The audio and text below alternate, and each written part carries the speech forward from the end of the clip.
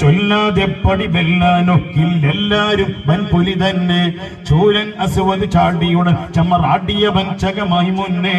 അബു ജഹൽ ഉമയ്യത്ത് അബുൽ വലീദ് ഉത്ബത്ത് അതുപടി ഒരു പിടി ബൻറു അസാക്കൾ അടലിടെ വീണ് മരിത്തരശാക്കൾ.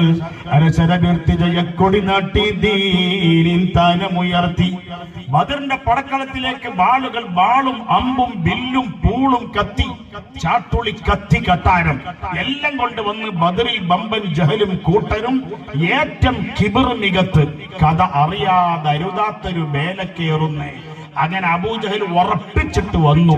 പക്ഷേ അല്ലാഹു തആല സഹായിച്ചു. ബഹുമാനപ്പെട്ട ബദരീങ്ങളെ അല്ലാഹ് സഹായിച്ചു. അരശറ വീഴ്ത്തി, വലിയ വലിയ നേതാക്കന്മാരെ കൊന്ന് വീഴ്ത്തി സ്വഹാബത്ത് വീഴ്ത്തി, ജയക്കൊടി നാട്ടി ബഹുമാനപ്പെട്ട സ്വഹാബത്ത്.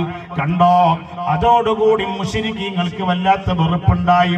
അരശറ വീഴ്ത്തി ജയക്കൊടി നാട്ടി ദീനിൻ താനമുയർത്തി. പരിശതമഹിതം പരിമള ചരിതം തീർത്തന്നേ. അത് മുതല ഖുറൈശോരുടെ ഹൃദിൽ ആണ്ട് പോണ്ട വിചാരം. അതിനൊരു ബദലടി വേണം സൈഫാൽ പോർ തന്നെ.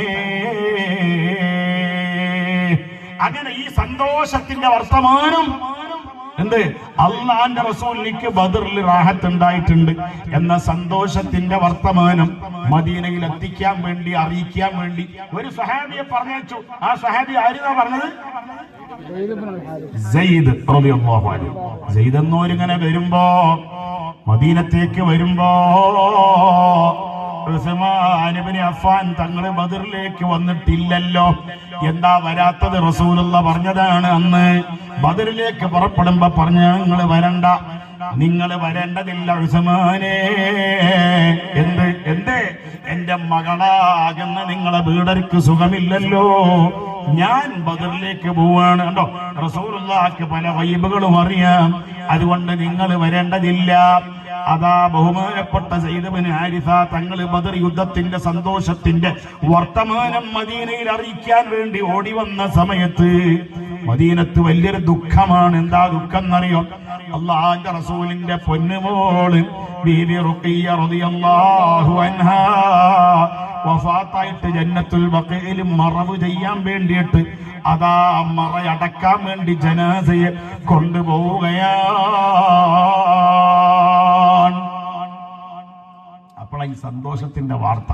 അപ്പൊ ആ ദുഃഖം ഇല്ലാതായി, ദുഃഖം സങ്കടം ഘനീഭവിച്ച് ഇല്ലാതായി.